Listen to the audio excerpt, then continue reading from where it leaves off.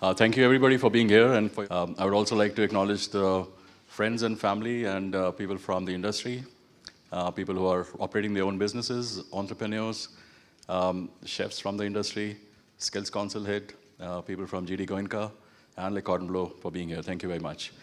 So, Mr. Cointreau, I think people are very curious to know about your history first. If you don't mind us telling how did you start, what was your background, and then we can talk about other things. I think we can start with the introduction about yourself. Thank you. Well, I think I will be more speaking about the Institute of the Cordon Bleu than myself. I'm a rather typical Frenchman. My mother was coming from Cognac, so I've been living in the vineyards till 11 years old. My father was from Angers, and so I went to the capital as the sibling of two different provinces of France, and I've developed the business school, Sciences Politiques, like a few of our Président de la République. And then, yes, I worked in some multinationals, which are wonderful companies to learn a lot about. And then I worked in Rémy Martin Cointreau for quite a few years. And in fact, I made a mistake because I was responsible of the diversification, and I thought that good drinking, well, going with good food, and the chefs are fantastic prescriptors of what should be done.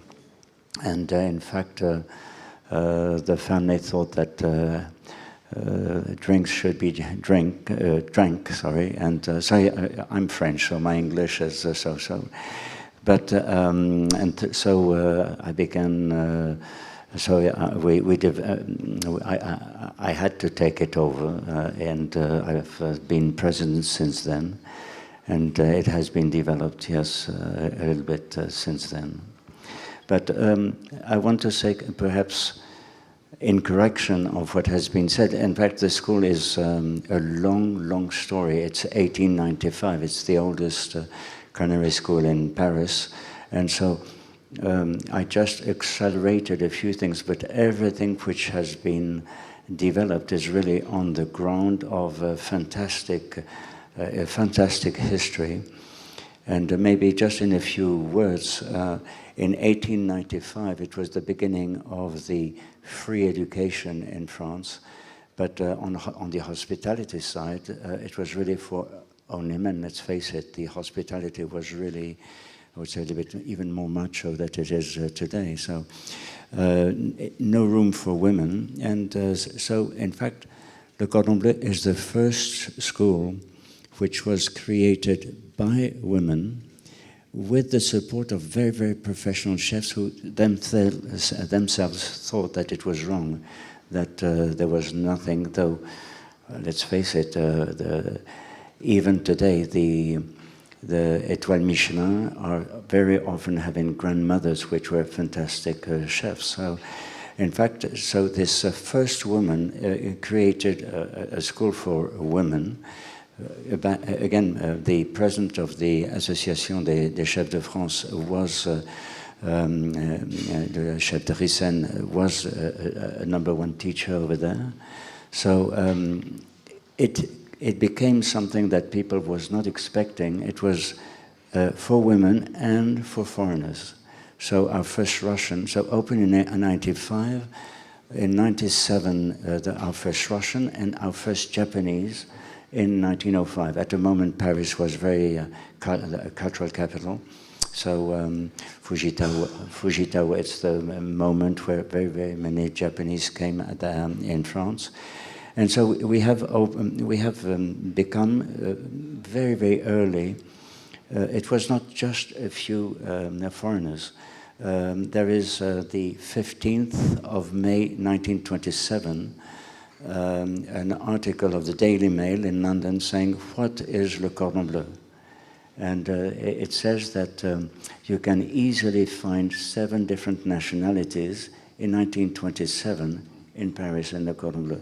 So again, very, very foreign, and all those people being trained became successes in their different countries.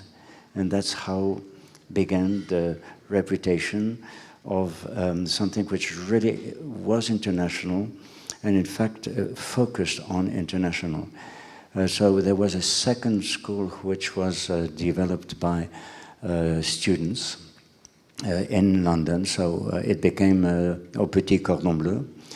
And after the 1945, probably in the euphoria of the victory, they forgot about the Petit, so it became the London Cordon Bleu. But it was unrelated, with the authorization of the school, but they were unrelated, so it is true I regrouped. But it's interesting to see that everywhere where we are, Le Cordon Bleu is really local, and so there was we were being asked to do to be part of the menu of the coronation, so it's been the coronation chicken. But even more recently, which is less known, Buckingham asked us to do a cake for the 70th anniversary of the Queen and the King, and both of them were living then, so it was a kind of 2.5 meters high, and so we've put it to Buckingham. And Julie Walsh, the pastry chef, was 6 months on the making. So I'm just giving those kind of stories because we've really been local everywhere on a very strong way. I think that no other institution which has 3 Hollywood films about them. So it's Sabrina with Audrey Hepburn. There is Meryl Streep, a fantastic woman, whom I gave an honorary diploma. And she said, you know, Andre, I hated to do the last minutes of the film Julie and Julia, about Julia Child. The story is there is the Smithsonian Institute where they have reconstructed the kitchen of Julia Child. And in fact, at the few last minutes of the film is she's putting a block of butter at the Smithsonian Institute. And in fact, Meryl Streep has been interrogated by the Senate in the United States on, she's advocate of healthy cuisine. And she said, you know, how can I put such a, okay.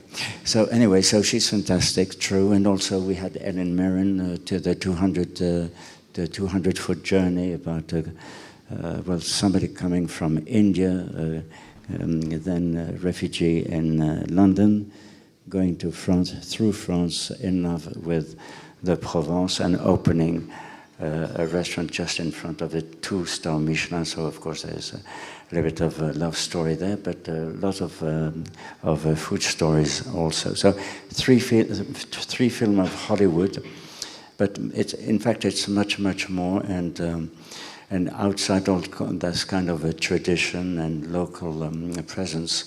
In fact, in the last years, we've been able to well, first perhaps let's go on.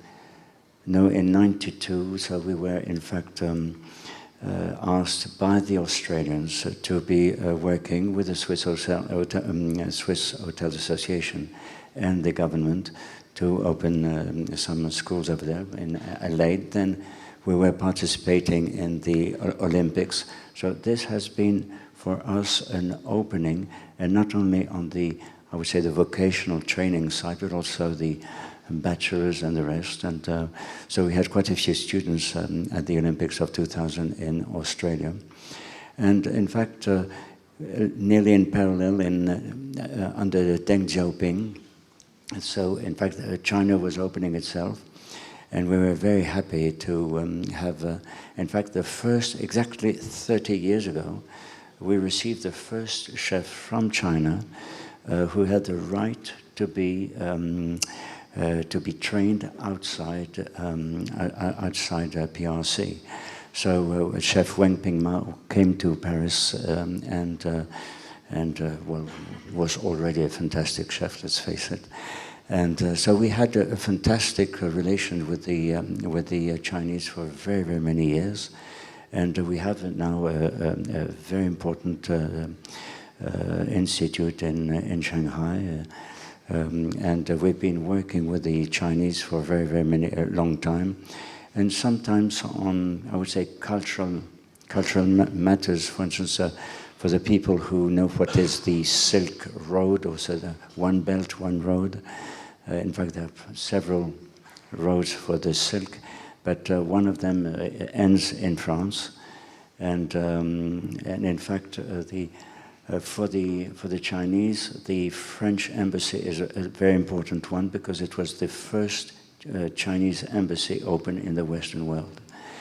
And in fact, for the One Belt, One Road, we have been, I would say, the back office, the back kitchen of the celebration. So these are the kind of things that we can do, I would easily with, as you were saying, a little bit more than 35 institutes.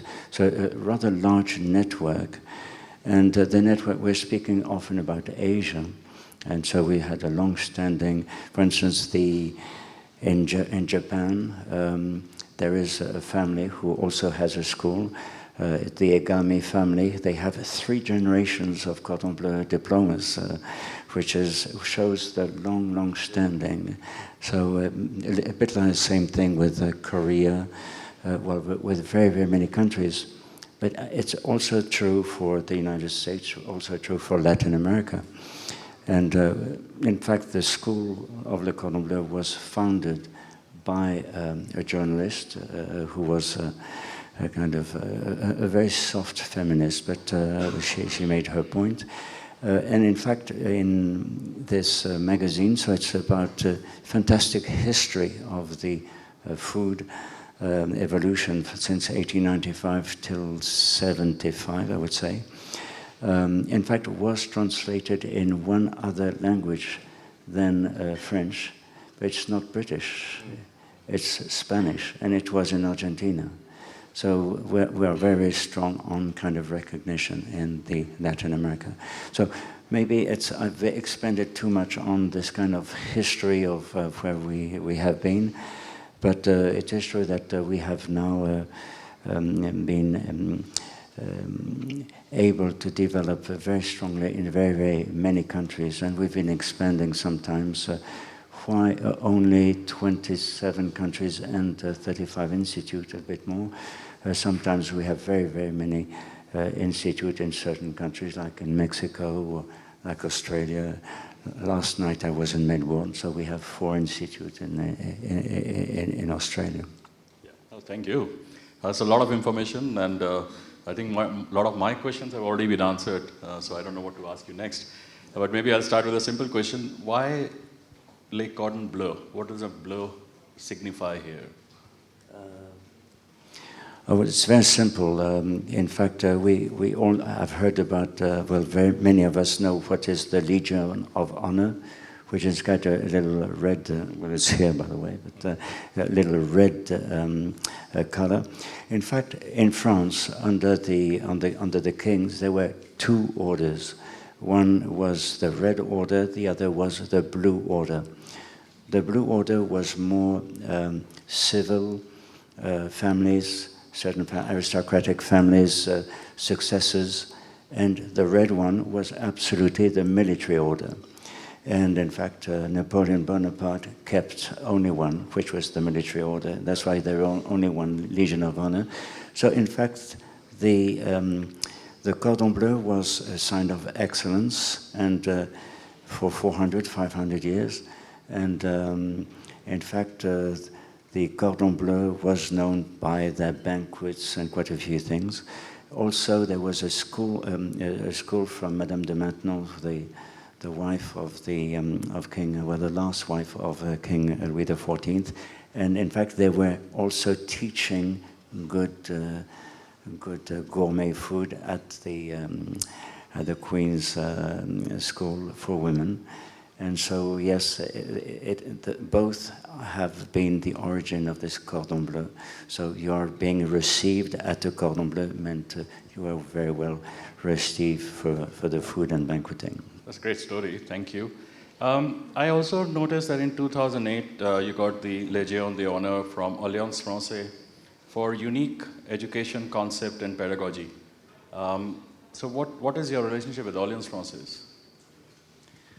Well, Alliance Francaise is, in fact, I should be speaking tonight with you in French because now the Cordon Bleu, in fact, the story of Alliance Francaise is interesting. In fact, we had been defeated in 1870 by the Prussians, and in fact, at that time, we don't understand this too much today, but it was really the empire against some republican values.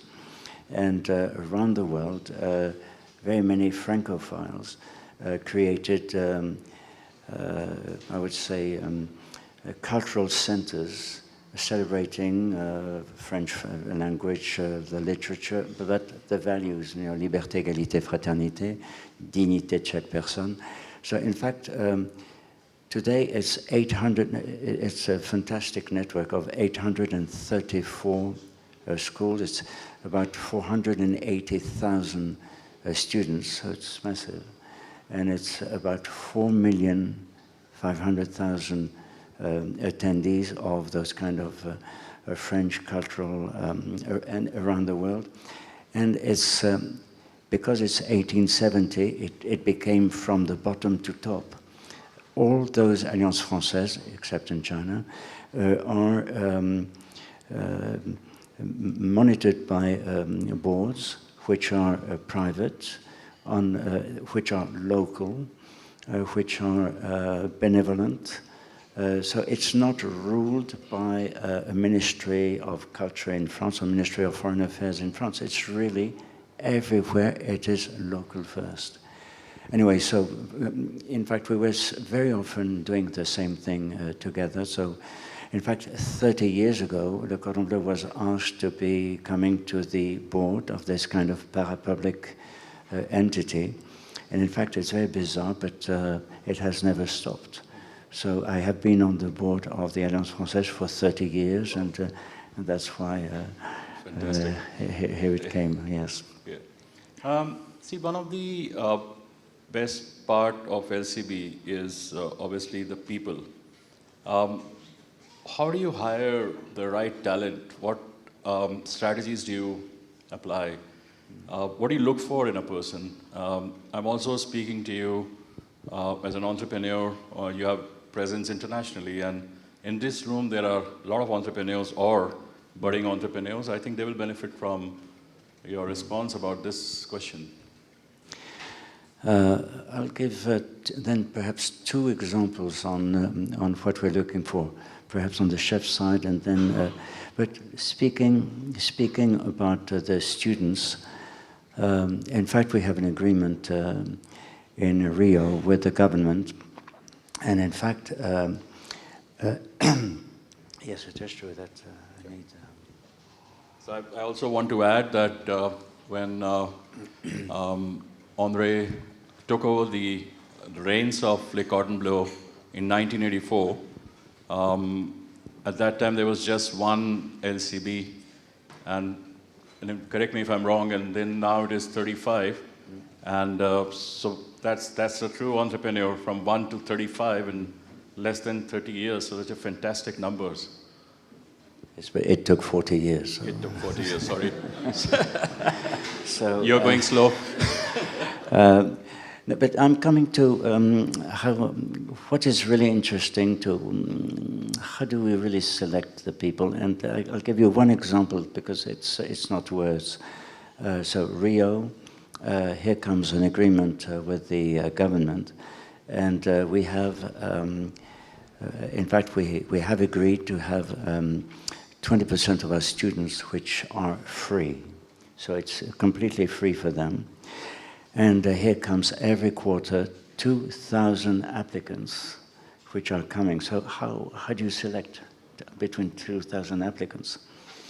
And so especially at a moment, for the people who know Rio, they were close to bankrupt certain years, and they had absolutely no possibility to have too many civil servants screening 2,000. So, in fact, they asked me to accept that it would be in a lottery, and that's completely against anything, because you can change lives. You're not going to do this through lottery.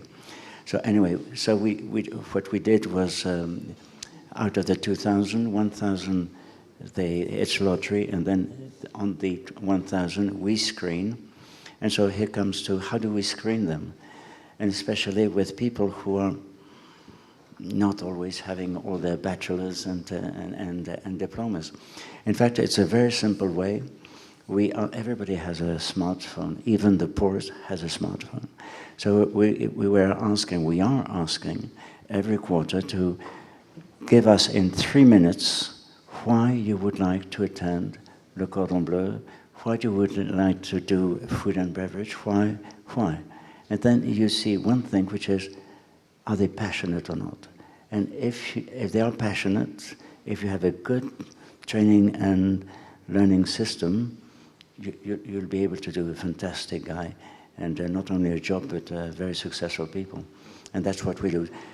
For the chefs, we are really biased by, we take industry chefs, and we take industry chefs which are all award winners, which being a chef is difficult, and especially if you're an excellent chef, you will have conquered the world, but it's to the detriment of a kind of complete stable life every night, every weekends, and so it's not, and you have a lot of chefs which are happy after having conquered all their MOFs, their rewards, to be having a kind of giving back in an institution like Cordon Bleu, where they all are of a fantastic level. I do not think that, for instance, if I take Chef Briffard, which the chef d'établissement in Paris, so it's a full-time teacher. All our chefs are full-time teachers. We have guest chefs, of course, but it's chefs who are teaching. And for instance, when I see a Chef Briffard, a very humble man, fantastic technically, he's been 3 times in his life opening a restaurant, so in the Plaza Athénée, in the Élysée Vernet, in the Champs-Élysées, in the Georges V Hotel. He opens a restaurant after very many years of works where everybody has been losing their Michelin stars, and he wins 2-star Michelin for the first year for each of the 3 restaurants. That's the kind of level of expertise that our chefs have, coming from the industry and wanting to give back and at the highest level. Yeah, thank you. Another great response. I also want to know what sets Le Cordon Bleu apart. I mean, we hear about the quality, and whenever we have our conversation, you are focusing a lot on techniques and looking at the grassroots level work ethics. How do you think, is there anything else which LCB does differently to other institutes? Well, first we are training strongly, and also we are in all the higher education. We own a university.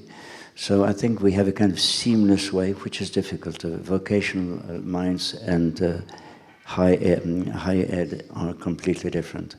But we can still massage the equation of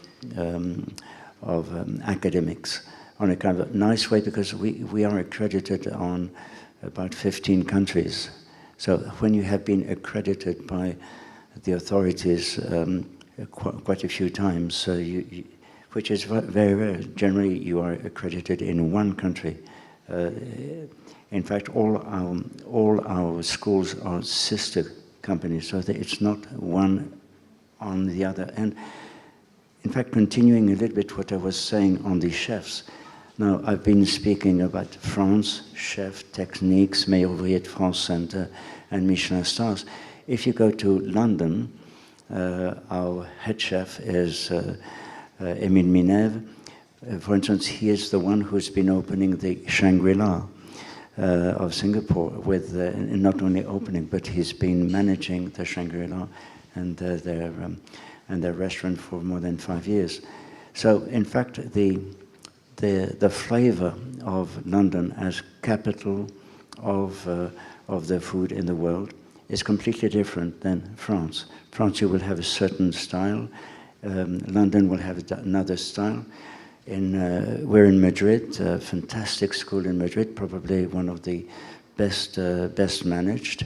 We have 60% of Latin Americans, and here again, I think we've been last year best school of Spain, but so everywhere we want to be the number one. And the flavor of each school is completely different. And you can go, we have the kind of recognition of prior learning, the RPL, from one school. So every quarter you can go from India to Japan, to Paris, to London, to Madrid, to Sao Paulo, to anywhere, or to Australia. So, there was something which happened in the Museum of Shanghai. I was reading recently, was it 10th of May, the concept of West meets East. And we always felt that Cordon Bleu is very French. But there in Shanghai, for example, and you earlier mentioned a word called go local. So what was happening in this Museum of Shanghai? It began in... as I was saying, we've been having a very close relation for the last 30 years.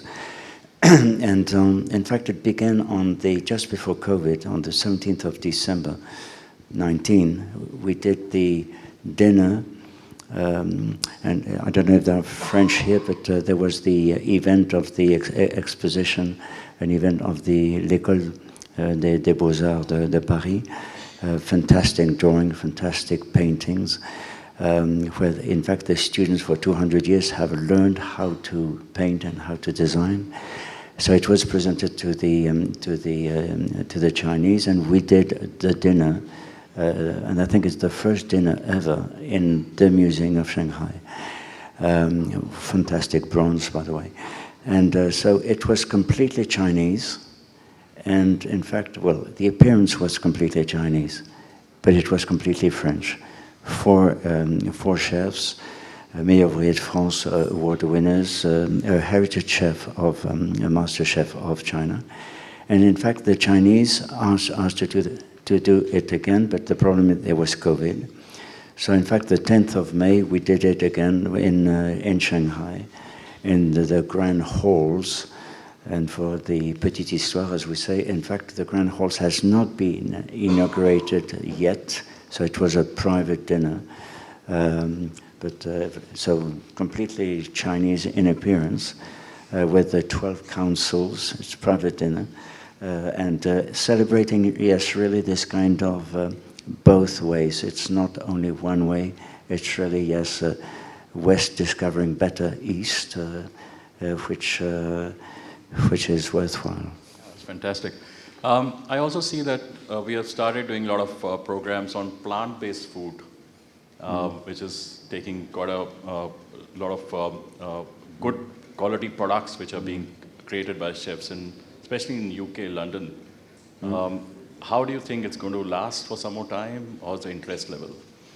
I think it's just the beginning, and yes, good point. It is true that this kind of evolution came more from London. Well, we know how there may be a few Indians in London, and quite. So yes, it is true that we had to, and we were very, very pleased to be centered on those kind of evolution, but which goes also with the evolution of very, very many trends today. But it's one of the fundamental ones. And we are developing this program worldwide. Oh, and great work. I know that we also did something in Le Cordon Bleu Gurugram with Korean Venerable Jeongkong in March. That was quite successful, and students gained a lot from that. You've also done some program with skills councils in Australia, and the chairperson, you mentioned something earlier when we were having coffee. Yes, but the World Skills Competition is something which is important, and now it is true that the chair, independent chair of Le Cordon Bleu in Australia, is the head of the World Skills Competition for Australia. Yes. That's fantastic. We have somebody here from World Skills, so that'll be good. I would like to now open the floor for a few questions, and if anybody has any questions which they'd like to pose at this stage, thank you, sir.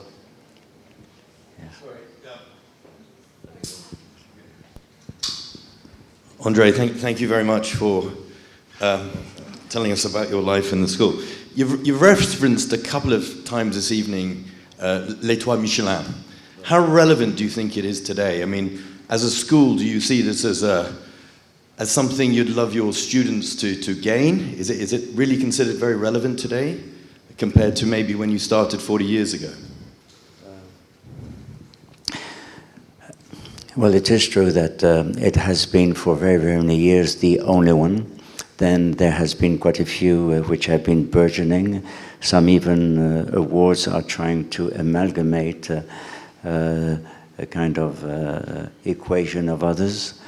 And you have some good rankings, and Cordon Bleu is incredibly well ranked on the 50 tables. So now, and I would say even there has been some evolution. Please don't quote me, but there has been some evolution here and there of which has been closer to business to business than this kind of only visits from independent and not known people. So I would say the Michelin model had some newness, investigations.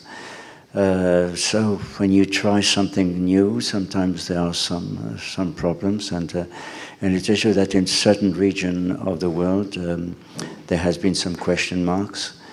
Having said that, honestly, I believe that they do a fantastic job.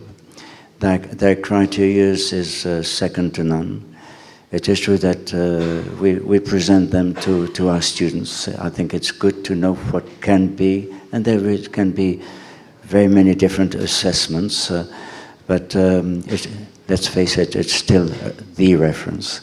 And I think that, when you're intelligent, you learn by your mistakes. And so, in fact, I think even it has been the opportunity for them to rejuvenate a few things. So yes, there's a fantastic reference. Thank you very much. Hi, good evening. Really good to connect, and I can imagine with your travel schedule, I'm sure you wake up in the morning to wonder which country or continent you are in. But It happens, honestly. I'm sure it does. We also have a lot of common, apart from hospitality, is American Express. And I can see that you were with American Express. I spent several years there. Lots have changed during the COVID, right? I mean, the world came to a standstill. We all know that. Survival of the fittest went out of the window. It's survival of the quickest now. In your world, the 35 plus institutes, what has been a big change you see post-COVID from what you were doing earlier? Is there something that you'll be doing differently, the approach, the way you, the teaching, the basic DNA? Well, I do think that COVID has changed profoundly quite a few things. I would even begin personally. We all had those kind of first intense uncertainty, and we hate uncertainties. So it was difficult, and we've all suffered, and we had to juggle a lot. So it's been, yes, it's been difficult. But on the other side, we were forced to perhaps to, I would say, cueillir. I don't know how you say this in English. How do you say with a flower? You pick a flower? Okay, so you had to pick some aspects of life that somebody traveling too much, for instance, had forgotten about. So the poetry of existence, the importance of relations with people, you know, some things very, very basic. And so I think that the pace, I think the personal pace of quite a few people have been reinvented. This would be my first point. My second point is, I think very, very many people had to reinvent their model to survive. And in fact, Cordon Bleu restructured, but we kept, and in the hospitality world, we kept all our teaching people. So 2 years after, I would say, we had the full team. But it was yes, an uneasy way. So changing a few things, accelerating the hybrid way to work, which for us was fantastic. And in fact, we have the fantastic opportunity also to be investing in, I would say, academic materials that you can amortize on 35 institutes. And what has been fantastic, because of COVID, and for the first time, because of COVID, people were willing to work together around the planet. Not true before. Silos, I protect my realm, and now with all those conference calls, well, it works. I learn, I can exchange.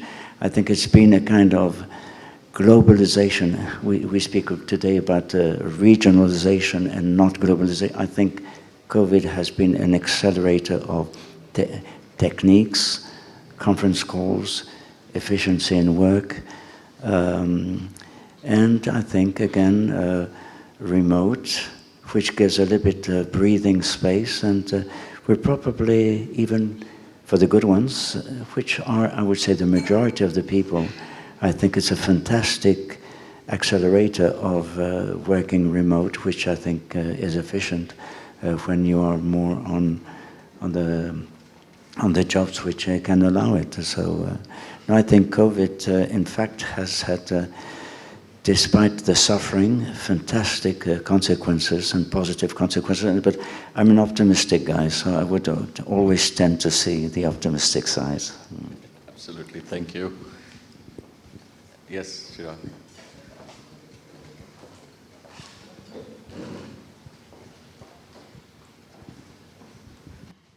Mr. Cointreau, I'd like to share a thought and then ask a question with your permission. I grew up in Delhi and my father worked with one of India's largest hotel companies, ITC, for 37 years. For many, many years, there was this beautiful glass square bottle that just sat atop our dining table on this very middle-class Indian family home, and that was a Cointreau. Obviously, we never knew what the bottle was. So, today, it's an absolute honor to see you and meet you in person. And now for the question. There was an interview of yours in LA Times way back in 1995 where you said, you're very European in your thought and you're only at the service of the institutions because the institutions will stay when you're gone. Today, with 35 different institutions, what is your plan for Le Cordon Bleu going forward, expanding ahead? What's your thought on that? Well, normally, I would say, first, I'm rewinding the film. I can honestly say I was not thinking about the development that we have had a few years ago. So it has been developing, I would say, intrinsically, I would say, by itself. Now, of course, I could say we're following the kind of trend of management, of entrepreneurship, and I think the institution is very, very well managed as per today. But on the other side, it's really people. And when I'm saying people, it's student first. The reputation of the Cordon Bleu is nothing if it's not the success of the students. And we will speak about Michelin, and I think that we have an incredible amount of Michelin star in our students, an incredible proportion of women. And so this is the real reputation of the Cordon Bleu. And again, when I was saying the listing of the 50 tables or those Michelin students, and you can see in the magazines the awards here and there. This is what we're really looking for. You have very many very good schools sorry, it's really needed. But it is true that we think that we give really the pillars of not only a job, but a real career.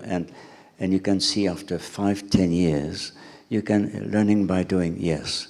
But the people who really have the pillars and I would say the complete set of pillars, these are the one who go, in fact, right at the beginning,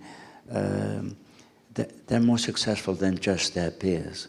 And so they build confidence. And so they run quicker when they want to run. So, in fact, it's a whole process. And so again, training and education strongly and with valuable, and you know, everywhere we have incredible teachers.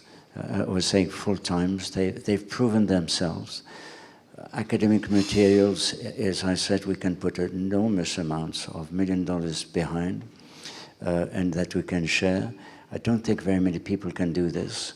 We're in rather nice locations, and we have good equipment, of course, but everybody can buy this. But teachers which have been there 20 years, there's cross-fertilization between countries, cross-fertilization with students, with teachers. I don't think we are so many network who can do this. So again, the only criteria is the success of the student. And it's not words, it's really when we invest, and we measure this because we must for the accreditations, but it's also our criteria, our strong KPI. Thank you. Any further questions?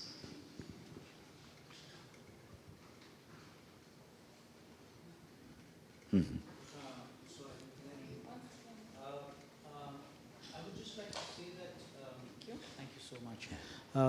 You know, over the years, hospitality as a profession, the kind of us in our generation, we aspired to be with an Oberoi hotel or, you know, with the Jumeirah in Dubai.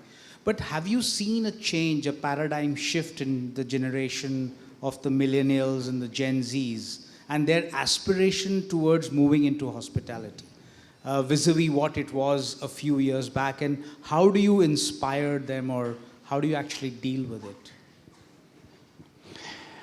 Well, I think that, you know, each generation rewrites the whole story or the whole history.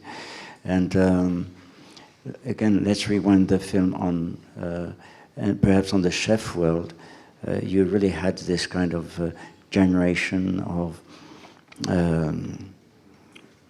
wonderful, open, and I would say non-financial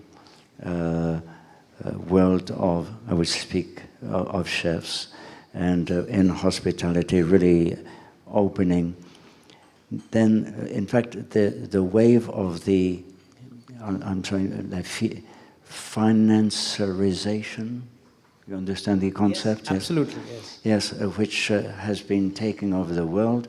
And, you know, when you have one of the most fantastic chefs like Pierre Gagnère, 3-star Michelin, a humble man, a technical man. He had everything to, he's friends with everybody. well, this guy has been bankrupt. Why? Because, the conditions, you were speaking about what has changed. In fact, when you were creating your restaurant, you had a kind of, on average, 7 years to prove yourself. Then, and for I remember the Vrina family saying it took us 3 generations to have three Michelin stars. Okay, you cannot wait 3 generations.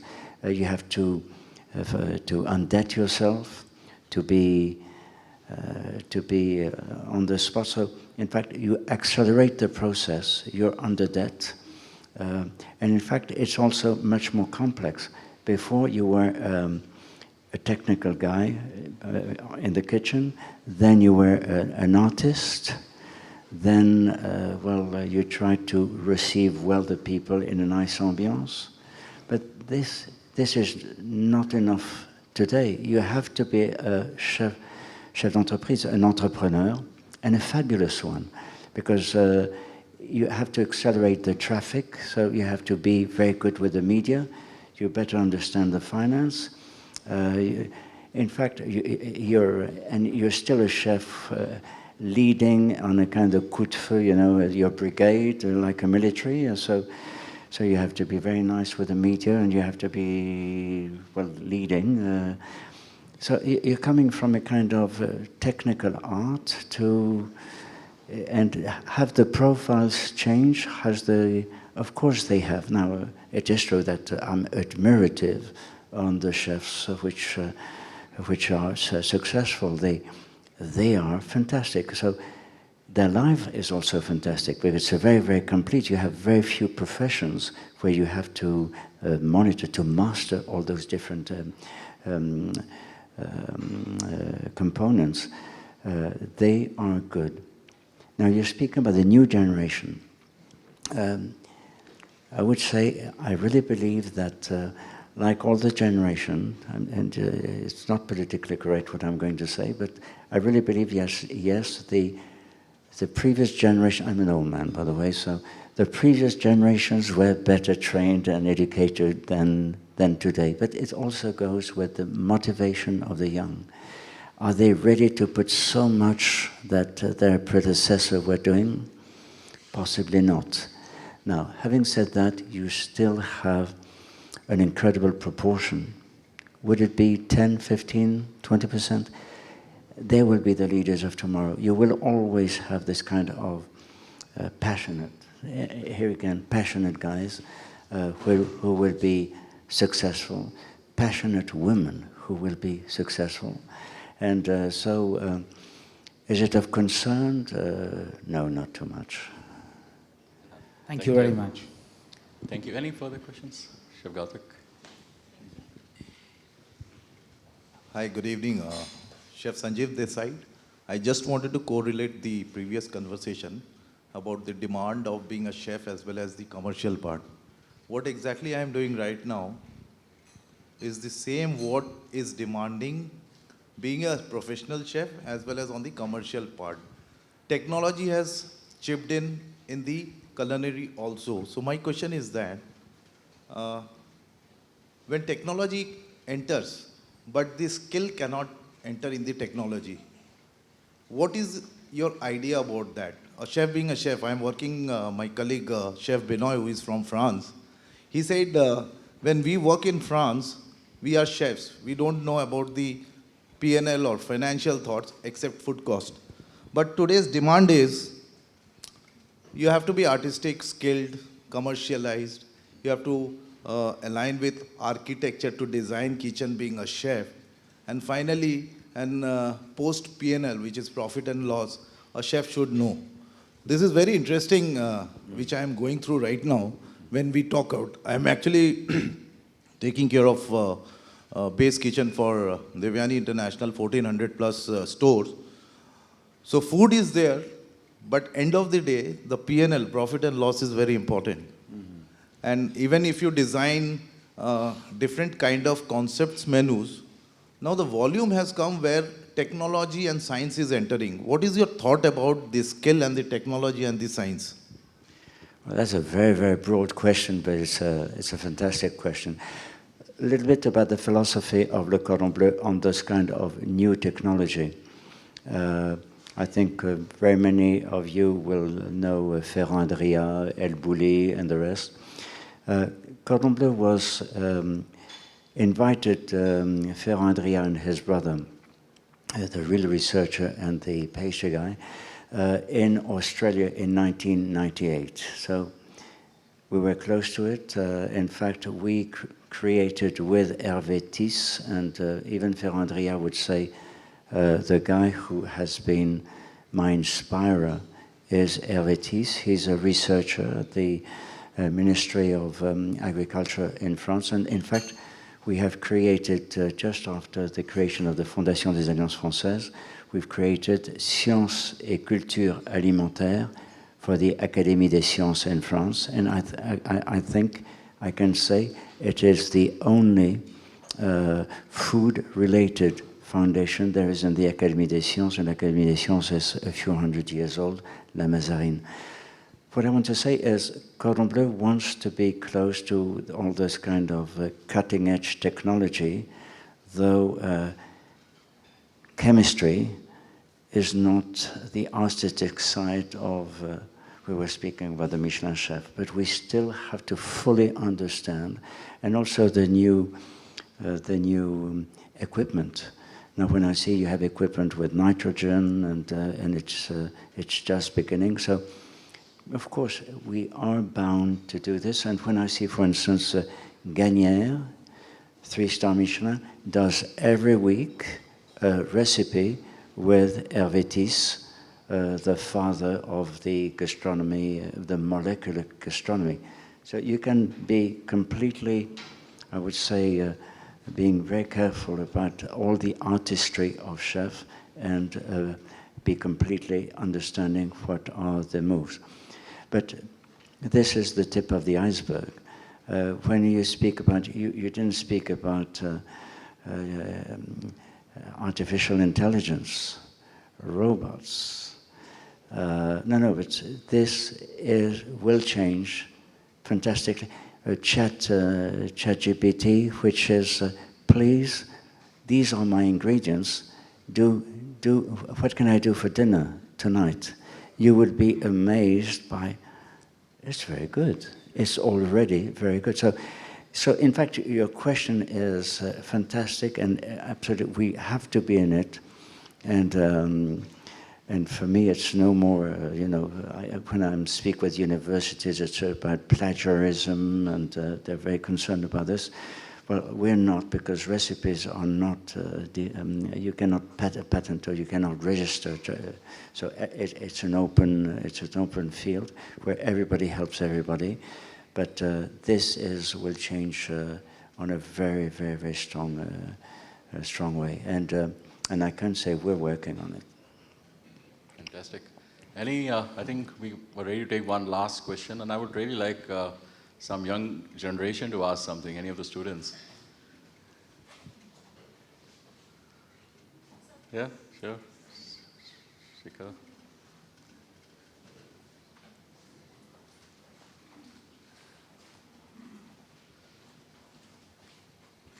Good evening, sir. So, how do you find India as a country for the growth and future of LCB? Because there are a lot of cultural differences, and our cuisine is completely different. So, how do you find the future of LCB in India? Well, first, worldwide, there is a shortage of chefs, so the future is nice, and we're part of a kind of very developing. We were speaking about lifestyle, and because of COVID, maybe we cherish better sharing good moments around a table and the rest. And in fact, being capable of developing with friends a kind of experience. And I think nothing, sorry, I'm biased, but nothing bonds so much people than cooking together. So, in fact, it's social, it's food, it's nutrition, and I should have been speaking about nutrition on my last question. I should have been speaking about metaverse, which In fact, you can have people in different sites buying the same ingredients, putting their things, and they're having dinner together. You know, so I have some difficulties to follow, but it exists now. So, yes, living together this kind of food experience, I think is important. Speaking about the Cordon Bleu, I think that we will continue our development. We will try to be #1 locally, as I think we are.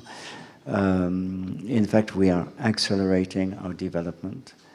You will learn a few things in the next month, which are of massive scale. I was saying I never had a business plan figuring all this, because in fact it comes, and how say no. So no, I think Cordon Bleu. In fact, I think we're a startup by very many ways. That's a good thing to talk as an entrepreneur. We are always in a startup mode, and then only you can expand, I guess. I saw one raised hand there. Last question. Thank you.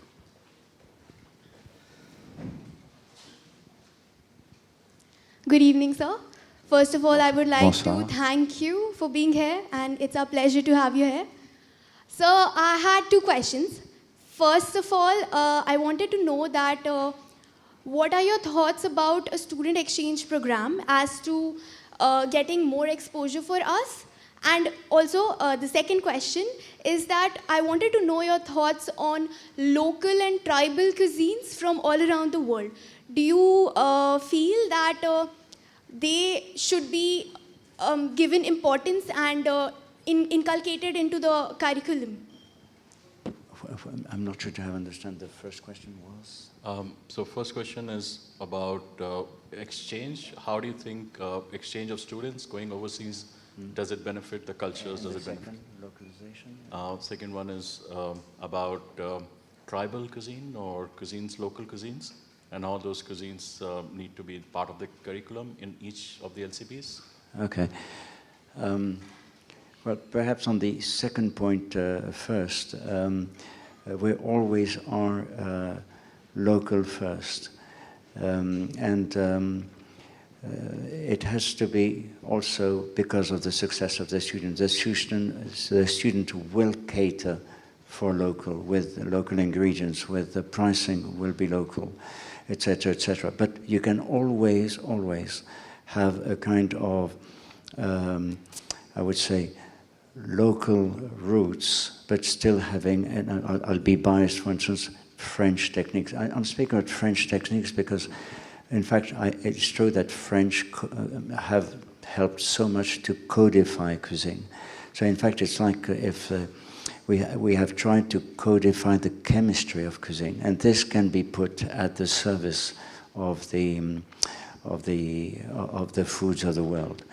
And that's why we've been asked by very many governments to in fact create programs on. I'll give one example. Well, 2 examples. It's easy for Western cuisine, but Thai cuisine, the first program who was more than 10 years ago accredited by the Ministry of Education in Thailand is a Le Cordon Bleu program. Thai cuisine. Now you're going to say, well, maybe it's an accident, but in fact, I was invited in Japan by Abe, who asked us exactly the same thing. Can you create a program on Japanese cuisine, teaching Japanese cuisine? I could give here in India a Japanese cuisine course with the seal of the Ministry of Japan. So see how we are humble on other cuisines. Of course, the student must completely master their own roots. I had an incredible chance, once again, I would say, when we launched the second building in Shanghai. In fact, there was on Dragon TV, Top Chef, and here comes, a winner, 24 years old, complete Chinese cuisine, but in fact he's a student of the Cordon Bleu. So winning top chef with what he had learned, again, very, very technical French, and completely Chinese. The first question was? So that's around, how do you feel about students traveling and learning in other parts of the world with LCB? Exchanges, or? Well, I think that obviously worldwide there is an appetite of changing, learning, because you're opening your mind fantastically when you go abroad, and that's, I'm a grandfather, I did it for my children. The only problem is I can see the stiffening of visas, of working rights, of PR, permanent residencies, here and there. Though I think there has been waves, and we've seen a few years not too far away, some contraction of or what I have been saying, and I can see certain countries releasing it. Canada, for instance, has been releasing, and we have a school in Canada. Even Australia, a little less than before, but somebody who goes to Australia have 24 hours of working rights to help him to finance. So it has been really restricted, and in very many countries it's opening again on different rules. We won't go back on the massive exchanges, I'm speaking about visas, than very many years ago, but there's a need of immigration here and there. It will continue probably in a kind of more diverse way that it was done previously. And I think that if Indians are quality students, there will be no problem with the Indians. Thank you, guys. I think we've come to the end of this conversation, and I think thank you very much, sir. And I know you had a long flight, and 13, 14 hours since you left Melbourne, is it? Or yes, perhaps more than that. And we gave you 1 hour to sleep, though, didn't we? True. Thank you, and please give him a round of applause for being here.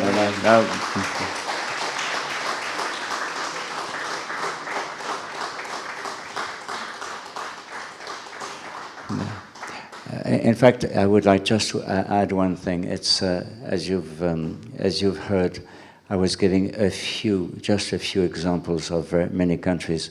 There's one I didn't speak too much about, is India. And I really would like to share with you that I have been welcomed by India in an incredible way. I was saying, I was just having a dinner not too long ago with your fantastic ambassador of India in Paris. And again, I think that I was saying India, quality of student of India. In fact, I really wish us, for Le Cordon Bleu here in India, but also for India, for Indians, I would say, around the world. We have a nice platform. I think exchanges were ready to help. And I really wish for India, and in fact the whole world wishes for India well. So thank you. We need a strong India. Thank you. Really we do. Thank you.